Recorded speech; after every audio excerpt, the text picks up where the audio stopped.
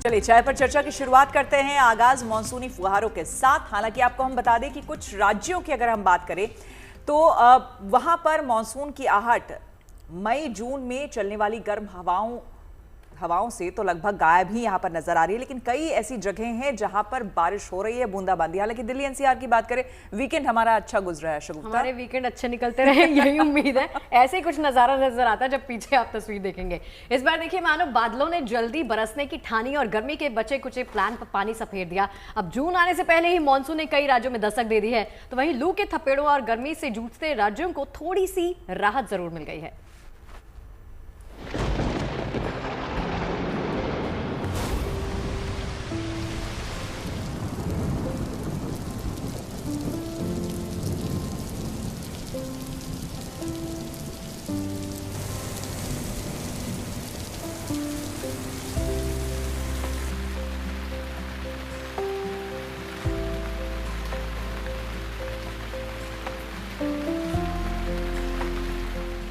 मौसम विभाग की ये सैटेलाइट तस्वीर बता रही है कि गर्मी से राहत दिलाने बादल वक्त से पहले आ चुके हैं। वैसे तो मई जून अपने गर्म दिन और लू के थपेड़ों के लिए जाने जाते हैं, लेकिन इस बार बादलों ने गर्मी के प्लान पर मानो पानी फेर दिया है। जून आया नहीं है, लेकिन मॉनसून की आहट आ गई है। मई जून के जो दिन लू से जलते हैं, उन दिनों की तपिश को आंधी बारिश ने शांत कर दिया है। मौसम विभाग की माने तो इस बार मॉनसून एक नहीं कई गुड न्यूज के साथ आ रहा है। पहली अच्छी खबर यह है कि जून में बादलों के जमकर बरसने के आसार हैं। इसका मतलब साफ है कि जिस लू का सामना हम आप जून में करते हैं, उससे राहत का सीन बन चुका है। मौसम विभाग ने यह भी बताया है कि इस बार बीते 6 सालों के मुकाबले ज्यादा अच्छी बारिश होने की संभावना है। इतना ही नहीं, मौसम के मूड को भांपते हुए और मॉनसून के लिए अनुकूल माहौल को देखते हुए मौसम विभाग ने भी अपना अनुमान बदल दिया है। इस बार मॉनसून बोनस के साथ आ रहा है। मौसम विभाग का कहना है कि इस बार मॉनसून में 106% ज्यादा बारिश होगी। वहीं जून में 108% से ज्यादा बादलों का बरसना तय है। ज़्यादातर हिस्सा साउथ इंडिया में मानसून आ चुके हैं और नॉर्थ ईस्टर्न स्टेट्स में मानसून आ चुके हैं।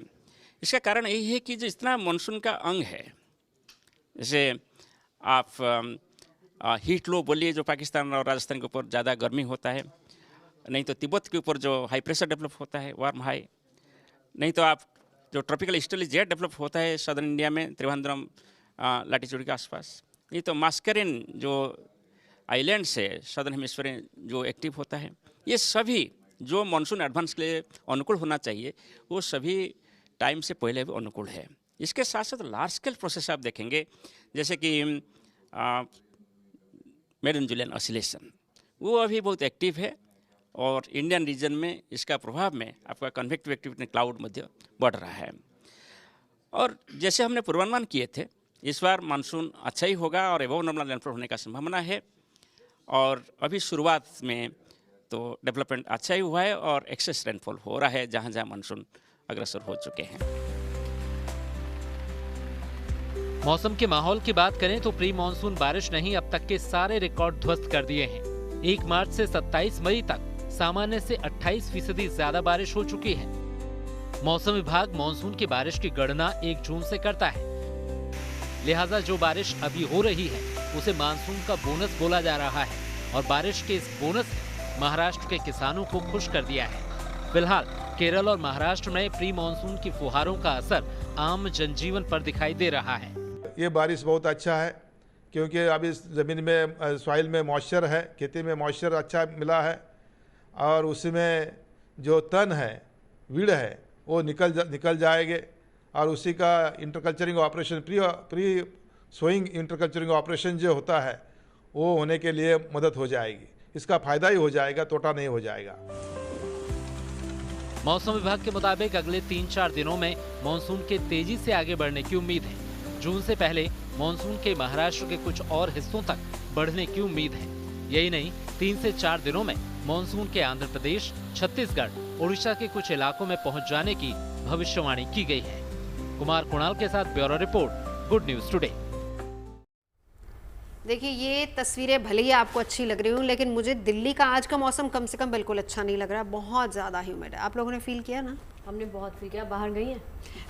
मैं आज शूट करके आई हूँ। बहुत ज़्यादा ह्यूमिडिटी थी। मुझे लगा कि ऑफिस में बाहर जो प्रेमिसेस में भी फील हो सकता है, तो हम लोग लिटरली बाहर गए थे फील करने के लिए। हवा नहीं है ना? काफी गर्मी हमें फील हुई। उसके बाद हमने जूस भी पीने के बारे में सोचा। इतनी सोचा मतलब बस सोचा, क्योंकि उसमें पाइनएप्पल नहीं था तो हम नहीं पी के आए।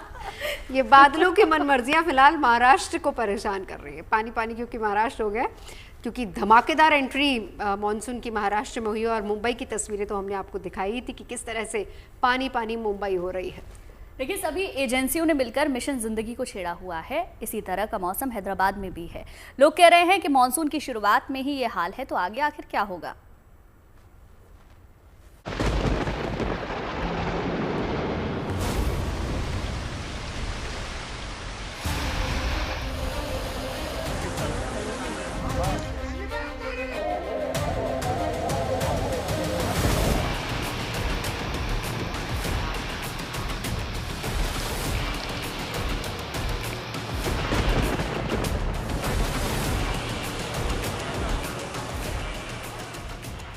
मॉनसून के तय वक्त से पहले देश में दाखिल होने की चर्चा चारों ओर है।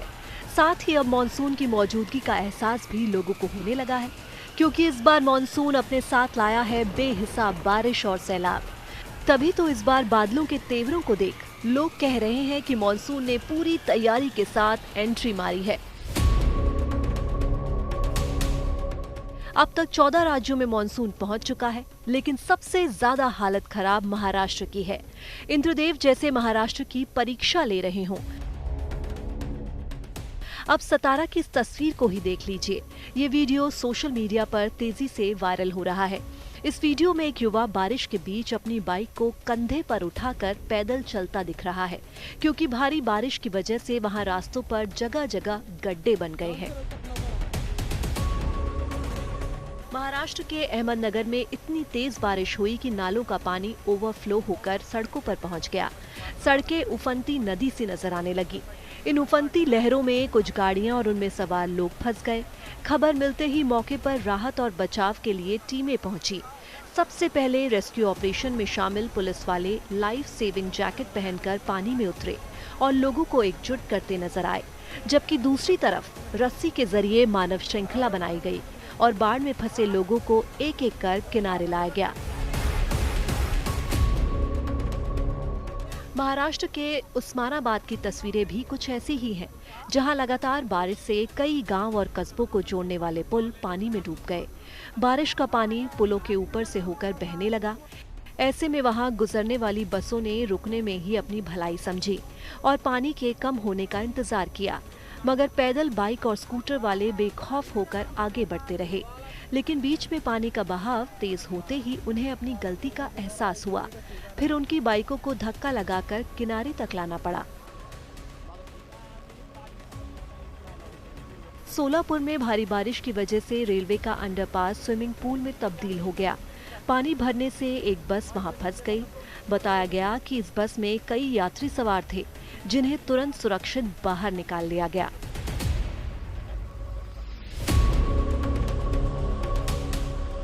हैदराबाद का हाल महाराष्ट्र जैसा ही है।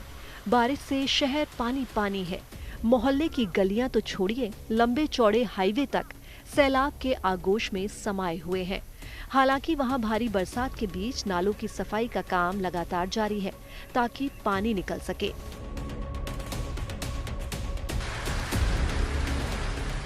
बदलते मौसम की ऐसी तस्वीर जम्मू कश्मीर के राजौरी में भी देखने को मिली। राजौरी जिले के कई इलाकों में तेज हवा के साथ ओले गिरे। कश्मीर घूमने पहुंचे पर्यटकों के लिए मौसम एंजॉय करने वाला है, मगर इसने किसानों की चिंता बढ़ा दी है। मौसम विभाग ने इन सभी शहरों में बादलों की चाल को देखते हुए लोगों से एहतियात बरतने और बिना वजह घरों से बाहर ना निकलने की सलाह दी है। सतारा से सकलेन मुलानी और अहमदनगर से रोहित प्रहलाद के साथ bureau report, good news today. चलिए, मौसम की खबर आपने देखी, लेकिन अब आपको जन्नत कश्मीर की हालिया स्थिति दिखाते हैं।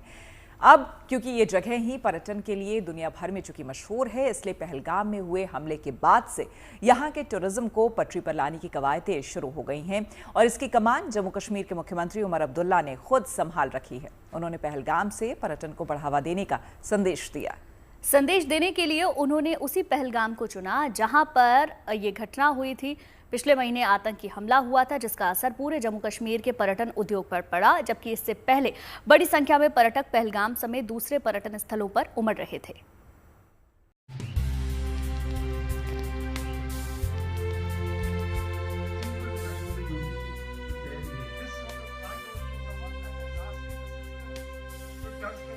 जम्मू कश्मीर में पर्यटन को पटरी पर लाने के लिहाज से मुख्यमंत्री Omar Abdullah full action mode में दिखाई पड़ रहे हैं। 22 अप्रैल के हमले के बाद न सिर्फ पहलगाम में बल्कि जम्मू कश्मीर के दूसरे इलाकों के पर्यटन पर बहुत बड़ा असर पड़ा। पहलगाम हमले से पहले यहाँ का पर्यटन उद्योग चमक रहा था, पर्यटकों की भीड़ लगी रहती थी, लेकिन पहलगाम हमले के बाद एकदम सन्नाटा सा पसर गया। लिहाजा पहलगाम समेत पूरे जम्मू कश्मीर में पर्यटन को बढ़ावा देने की कवायद में सीएम उमर अब्दुल्ला खुद शिद्दत से जुटे हैं। पहलगाम पहुंचकर मंगलवार को सीएम उमर अब्दुल्ला यहां साइकिल चलाकर यहां से अमन का पैगाम देते नजर आए और ये बताने की उन्होंने कोशिश की कि आतंक के कायराना हरकतों से यहां कोई डरने वाला नहीं। पर्यटक पहलगाम का रुख कर सकें, इसको लेकर उन्होंने यहाँ कैबिनेट मीटिंग भी की और इसके जरिए स्थानीय लोगों के साथ एकजुटता का संदेश दिया। सीएम उमर अब्दुल्ला ने पहलगाम में देश भर से आए टूर एंड ट्रैवल ऑपरेटर्स के साथ यहाँ पर्यटन को बढ़ावा देने के मकसद से संवाद भी किया। 22 तारीख के बाद कैंसिलेशंस तो होने थे। पहली नॉर्मलसी की जो उसके जो जड़ हैं वो हमारे जो स्कूल्स और कॉलेजेस के बच्चे जब पिकनिक वगैरह पे आना शुरू कर जाते हैं, एक उससे थोड़ा सा एक नॉर्मलसी का एक इशारा मिल जाता है। वो देखते हुए फिर हमारे डोमेस्टिक टूरिस्ट जो हैं वो आना शुरू कर जाते हैं और डोमेस्टिक टूरिस्ट को यहाँ आते हुए जब लोग देखते हैं तो फिर इंटरनेशनली जो है वो अपनी बुकिंग वगैरह यहाँ के लिए करते हैं। इसी संवाद के दौरान सीएम उमर अब्दुल्ला ने बाईसरन में पिछले महीने हुए आतंकी हमले में जान गंवाने वाले 26 बेगुनाहों की याद में एक भव्य स्मारक बनाने की घोषणा भी की। साथ ही उन्होंने आने वाले दिनों में पर्यटक स्थलों को चरणबद्ध तरीके से फिर से खोले जाने की बात भी कही। लगभग 60 के करीब बड़े बड़े टूर ऑपरेटर्स महाराष्ट्र से, गुजरात से ये आए हैं यहाँ पे कश्मीर के लोगों को हौसला देने के लिए और उनको कहने के लिए कि दोबारा यहाँ टूरिज़्म का रिवाइवल हो, इसमें ये हमारा हाथ बटाएंगे। जाहिर सी बात है कि अगर हम टूरिज़्म को दोबारा रिवाइव करना चाहते हैं तो कुछ डेस्टिनेशंस जो बंद हुए थे 22 अप्रैल के बाद उनको दोबारा चालू किया जाना चाहिए। उस पर कार्रवाई चल रही है, आहिस्ता आहिस्ता हम कर लेंगे। सीएम उमर अब्दुल्ला ने चुनौतियों और कमियों का जिक्र करते हुए ये उम्मीद जताई है कि जैसे घाटी में पहले पर्यटन को फिर से शुरू किया गया था, ठीक उसी तरह अब हम फिर उठ खड़े होंगे। पहलगाम से मीर फरीद के साथ bureau report, good news today. तो ये तस्वीरें आपने देखी किस तरीके से खुद मुख्यमंत्री उमर अब्दुल्ला पहलगाम पहुंचे थे और एक तस्वीर और उनकी वायरल हुई थी जहां पर वो साइकिल चलाते हुए लोगों को ये बताने दिखाने की कोशिश कर रहे थे कि डरिए नहीं, आप यहां पर आइए। मकसद ये कि पर्यटन को बढ़ावा देना। वैसे अमरनाथ यात्रा को लेकर भी तैयारियां शुरू हो गई हैं। बिल्कुल, तो बीएसएफ तो सुरक्षा को लेकर तैयार हर वक्त रहती है, हर मोर्चे पर तैयार रहती है। अमरनाथ यात्रा पर उसकी खास नजर बनी रहेगी। ऐसे में नेशनल कॉन्फ्रेंस अध्यक्ष फारूक अब्दुल्ला तो अमरनाथ यात्रा को लेकर विशेष आमंत्रण भी दे रहे हैं।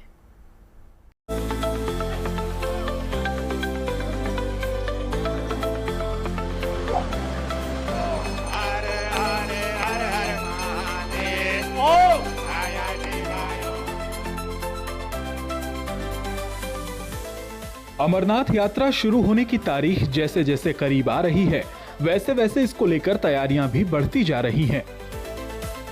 जाहिर है पहलगाम हमले के बाद ये पवित्र यात्रा शुरू होगी, तो इस साल इस यात्रा को लेकर सुरक्षा व्यवस्था और कड़ी होगी। यानी इस साल की अमरनाथ यात्रा हाई सिक्योरिटी में होगी। पहलगाम में हुए आतंकी हमले के बाद सुरक्षा एजेंसियां अलर्ट पर हैं। इन सब के बीच सुरक्षा एजेंसियों ने अमरनाथ यात्रा को लेकर अपनी तैयारियां शुरू कर दी हैं। ताकि अमरनाथ गुफा के दर्शन करने के लिए पहुंचने वाले श्रद्धालुओं को किसी तरह की परेशानी का सामना नहीं करना पड़े, खासकर सुरक्षा को लेकर। अमरनाथ यात्रा एक हमारे लिए महत्वपूर्ण इवेंट है, जिसमें हम चाहेंगे कि भारत के नागरिक बढ़ चढ़ के हिस्सा लें। तो हम सीमा की निगरानी को बरकरार रखे हुए हैं और किसी भी प्रकार के घुसपैठ की मंशा से अगर कोई भी कोशिश करेगा तो उसको मुंह तोड़ जवाब बीएसएफ की तरफ से दिया जाएगा। अमरनाथ यात्रा को लेकर सुरक्षा एजेंसियां कमर कस रही हैं और उनकी तरफ से ये भरोसा भी दिलाने की पूरी कोशिश की जा रही है कि श्रद्धालु इसमें बिना डर के शामिल हों। अमरनाथ यात्रा के दौरान बड़ी संख्या में देश विदेश से श्रद्धालु पवित्र गुफा के दर्शन करने पहुंचते हैं और बाबा बर्फानी के दर्शन कर धन्य होते हैं। इससे जम्मू कश्मीर के पर्यटन उद्योग को भी फायदा होता है। पहलगाम हमले के बाद यहां पर पर्यटन ठप सा हो गया है, जिसे अमरनाथ यात्रा से बढ़ावा मिल सकता है। यही वजह है कि फारूक अब्दुल्ला भी लोगों से इस यात्रा में बढ़ चढ़कर शामिल होने की अपील कर रहे हैं। वापस आइए, हम आपका इंतजार कर रहे हैं। हम ही नहीं बल्कि यहाँ पे भोलानाथ है, अमरनाथ जी की यात्रा होने वाली है। ज्यादा से ज्यादा आइए, हर तरफ से आइए कि अपने घर जब जाएंगे आप उनको बताएंगे कि उसने कितनी खूबसूरती दी है और किस तरह लोग यहाँ उनका इंतजार कर रहे हैं। हर साल सावन महीने में अमरनाथ यात्रा की शुरुआत होती है और सावन पूर्णिमा तिथि पर इसका समापन होता है। इस बार अमरनाथ यात्रा 3 जुलाई से शुरू होने जा रही है, जो 9 अगस्त तक चलेगी। 62 दिनों तक चलने वाली इस यात्रा के लिए 14 अप्रैल से ऑफलाइन और ऑनलाइन रजिस्ट्रेशन शुरू हैं। जम्मू से सुनील जी भट्ट के साथ bureau report, good news today. Uttar Pradesh की राजधानी लखनऊ में धार्मिक स्थलों की सुरक्षा व्यवस्था को और भी पुख्ता करने की तैयारी है। अब मंदिरों को अत्याधुनिक तकनीक से भी लैस किया जा रहा है, जिसकी शुरुआत अलीगंज हनुमान मंदिर से की गई है। दरअसल यहां मंदिरों में अपराधियों की पहचान के लिए एआई आधारित फेस रिकॉग्नाइजेशन सिस्टम लगाया गया है। इस नई तकनीक से धार्मिक स्थलों की सुरक्षा और मजबूत होगी।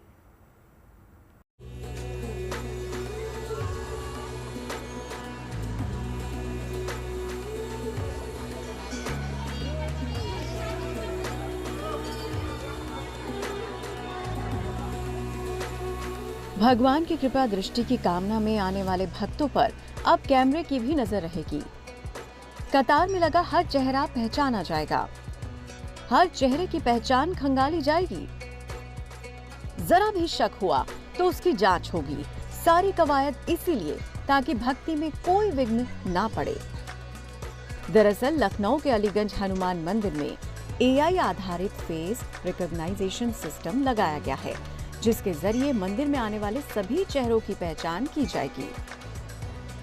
उत्तर प्रदेश की सरकार अब आस्था और टेक्नोलॉजी को एक साथ प्रयोग कर रही है। ऐसे में मंदिर, जो प्रख्यात मंदिर है, फिर चाहे अयोध्या का हो, काशी का हो, मथुरा का हो या लखनऊ का, इन सभी जगह पर हाईटेक फेस रिकॉग्नाइज कैमरे लगाए गए हैं, जो पुलिस के कंट्रोल रूम से जुड़े रहेंगे और कोई भी ऐसी गतिविधि होती है जिसमें अपराधी किस्म का व्यक्ति अगर मंदिर परिसर में पहुंचता है तो उसके फेस को रिकॉग्नाइज करके सीधा कंट्रोल रूम को सूचना चली जाएगी। यानी कि मंदिर में आने वाले सभी श्रद्धालुओं के चेहरों को कैमरे के जरिए स्कैन किया जाएगा। अगर कोई चेहरा पुलिस की वांटेड लिस्ट में है तो इन कैमरों के जरिए उनका भी पहचान होगी और मंदिर में किसी भी अपराधी के प्रवेश करते ही फेस रिकॉग्नाइजेशन सिस्टम के जरिए पुलिस को अलर्ट भेज दिया जाएगा। देखिए, सरकार की पहल ये है कि कोई भी अराजक तत्व किसी भी धार्मिक स्थान पे कोई गड़बड़ी ना कर सके। इसमें सबसे बड़ी ये फेस रिकॉग्निशन की जो टेक्निक है वो बहुत अच्छी क्वालिटी के कैमरे लगाए गए हैं, हाई रिजोल्यूशन कैमरे कहते हैं इनको, और ये एक चेहरे का बहुत बड़ा रिजोल्यूशन निकाल के एक एक स्पॉट चेहरे का वो उसको रिकॉग्नाइज कर लेता है। और अगर पुलिस के पास फोटोएं होती हैं सबकी, बदमाशों की, अराजक तत्वों की, तो उससे अगर वो मैच कर जाता है तो उसका रिकॉग्निशन तुरंत हो जाएगा। ये कहना जल्दबाजी होगा कि फेस रिकॉग्निशन सिस्टम हर बार एक्यूरेट साबित होगा और इससे अपराधियों की सटीक पहचान की जाएगी। लेकिन उत्तर प्रदेश में लखनऊ के अलावा वाराणसी, अयोध्या और मथुरा जैसे धार्मिक स्थलों पर इन कैमरों को लगाने के पीछे की वजह साफ है। कोशिश यही है कि एआई का सही तरीके से इस्तेमाल कर मंदिर में प्रवेश करने वाले किसी भी वांछित अपराधी को डिटेक्ट किया जा सके। लखनऊ से आशीष श्रीवास्तव के साथ bureau report, good news today. इन दिनों एक्टर विक्रांत मैसी की कुछ तस्वीरें सोशल मीडिया पर खूब वायरल हो रही हैं। फिल्मों से ब्रेक लेने का ऐलान करने के बाद वो श्री श्री रविशंकर के साथ भी नजर आए हैं। तो इन तस्वीरों के आखिर मायने क्या हैं? आध्यात्मिक गुरु के साथ हुई इस मुलाकात को किस तरीके से देखा जा रहा है, चलिए जानते हैं।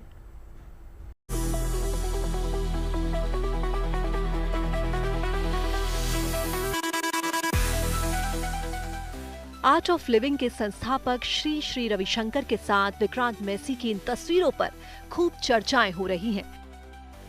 विक्रांत हाल ही में अपनी पत्नी शीतल ठाकुर और बेटे वरदान के साथ बेंगलुरु में श्री श्री रविशंकर के आश्रम में नजर आए। इन तस्वीरों पर दरअसल सोशल मीडिया यूजर्स खूब सवाल कर रहे हैं। मसलन पहले तो विक्रांत मैसी का अचानक एक्टिंग से ब्रेक लेना और अब श्री श्री रविशंकर से ये मुलाकात। क्या विक्रांत वाकई में फिल्मों की चकाचौंध से दूर हो रहे हैं? क्या विक्रांत ने आध्यात्म का रास्ता अपना लिया है? क्या ये विक्रांत के लिए जिंदगी को जीने का नया रास्ता है, या ये सब कुछ महज एक पब्लिसिटी स्टंट है? लेकिन जरा ठहरिए जनाब, इन गलत और निराधार बातों को विराम लगा दीजिए, क्योंकि इन तस्वीरों के पीछे वजह दरअसल बेहद खास है। 12वीं फेल, साबरमती रिपोर्ट और सेक्टर 36 जैसी सुपरहिट फिल्म दे चुके एक्टर विक्रांत मैसी बहुत जल्द एक दमदार थ्रिलर फिल्म में नजर आने वाले हैं। पठान, वॉर और फाइटर जैसी फिल्में बनाने वाले सिद्धार्थ आनंद प्रोड्यूस करेंगे। उनकी इस नई फिल्म का नाम वाइट है और इसमें विक्रांत आध्यात्मिक गुरु श्री श्री रविशंकर की भूमिका अदा करेंगे। बस इन्हीं वजहों के चलते विक्रांत आर्ट ऑफ लिविंग पहुंचे और श्री श्री रविशंकर से मिले। कहा जा रहा है कि फिल्म की शूटिंग इसी साल जुलाई में शुरू होगी। विक्रांत ने खुद को श्री श्री रविशंकर के रोल में ढालने के लिए भी काफी मेहनत की है, तभी आध्यात्मिक गुरु के व्यक्तित्व से जुड़े पहलुओं को विक्रांत यहां समझने पहुंच गए। बता दें कि फिल्म की अनाउंसमेंट से पहले विक्रांत पिछले साल अक्टूबर में आध्यात्मिक गुरु से मिलने आए थे। वैसे विक्रांत के साथ ही श्री श्री रविशंकर से मुलाकात करने के लिए हिना खान भी आर्ट ऑफ लिविंग पहुंची। आध्यात्मिक गुरु रविशंकर और विक्रांत मैसी से मुलाकात की कई तस्वीरें हिना खान ने भी अपने इंस्टा अकाउंट पर शेयर की हैं। अब हालांकि दोनों एक्टर्स की मौजूदगी के अलग अलग कारण रहे, लेकिन दोनों की ही श्री श्री रविशंकर के साथ ये आध्यात्मिक मुलाकात सुर्खियां बटोर रही है और काफी लाइमलाइट भी ले रही है। Bureau report, good news today. चलिए एक प्लेन के टेक ऑफ की कहानी आपको बताते हैं। हालांकि हर दूसरे दिन तो नहीं, लेकिन आपको बता दें ऐसी घटना जो सामने कभी कभी आती है ना, वो वाकई बात करने या फिर कह लीजिए कि आपस में चर्चा करने का सबब बन ही जाती है। क्योंकि प्लेन टेक ऑफ हो रहा हो, आप समझिए कि कितना एहतियात बरता जाता है, किस तरह से वो जो डोर जब क्लोज होते हैं कि हवा तक बाहर की अंदर ना आ सके, उसमें अगर कोई पंछी अंदर आ जाए तो आप अंदाजा लगा सकते हैं क्या होगा। ये बिल्कुल अनएक्सपेक्टेड है, लेकिन ऐसा वाकई हुआ है जिसकी हम तस्वीरें भी दिखा रहे हैं। मतलब आप सोचिए, वो भी अमेरिका में जहाँ पर प्लेन के अंदर कबूतर आ जाते हैं। लेकिन मेरे लिए पर्सनली सबसे बुरा ये था कि उसको पकड़ा और वो नीचे गिर गया। आई थिंक मुझे लगता है कि पूरी सिचुएशन में थोड़ा सा पैनिक भी क्रिएट हुआ है। दुख को कबूतर को लेके हुआ है, शख्स को लेके हुआ है। शख्स को लेकर तो मुझे नहीं हुआ। एक तो ये सिक्योरिटी के हिसाब से खराब है, बहुत बुरा है, लेकिन फिर बाद में मुझे कबूतर के लिए लैप्स भी आप कहेंगे नहीं कह सकती, क्योंकि अब एकदम से कबूतर अंदर आ गया, वो तो उसमें किसी की गलती नहीं हो सकती है। लेकिन ये खबर अपने आप में जो है वो थोड़ी सी हैरान करने वाली ज़रूर है, क्योंकि देखिए इसमें ख़तरा भी जुड़ा होता है, कई तरह की बातें होती है। लेकिन हाँ, प्लेन से अगर कोई पंछी टकरा जाए तो एक अलग तरह की बात होती है। लेकिन सुर्खियाँ यहाँ पर ये इसलिए बनी क्योंकि अमेरिका की डेल्टा एयरलाइंस की फ़्लाइट 119 यात्री और 5 क्रू मेंबर के साथ 119 यात्री और 5 क्रू मेंबर के साथ बस उड़ान भरने की तैयारी ही कर रही थी, तभी कबूतर की मौजूदगी ने फ्लाइट का सारा माहौल बदल दिया।